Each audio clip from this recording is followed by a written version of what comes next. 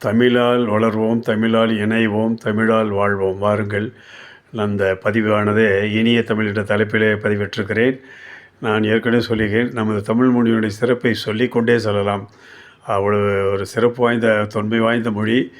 இந்த பதிவிலே எதிர் சொற்கள் கொடுக்கப்பட்டுள்ளது. இதில் என்ன சிறப்புவென்றால், அந்த என்ற சொல்லுக்கு எதிர் சொல் இந்த என்று பதில் வருகிறது. ஆக கேள்வியில் அந்த என்று முடிந்தால் பதிலிலும் இந்த அந்த தா என்ற இடத்தில் முடிகிறது.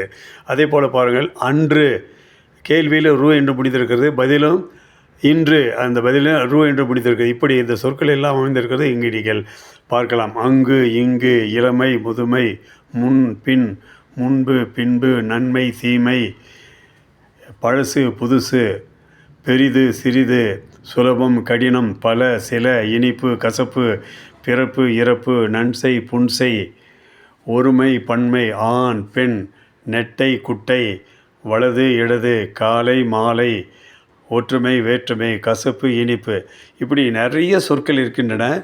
நான் மீண்டும் குறிப்பிடுகிறேன். கேள்வியில் ஒரு சொல்லானது இப்போ பழசு என்று எடுத்துக்கொண்டால் அந்த கேள்வியில் சு என்று எழுத்து முடிகிறது. அதுக்கு பதில் புதுசு என்று எதிர்ப்பதை சொல்லணும். அந்த புதுசு என்று சொல்லும் சூழ் இடத்திலே முடிகிறது. இப்படி நிறைய சிறப்பு வாய்ந்த மொழி நம்ம தமிழ் மொழி இருக்கிறது.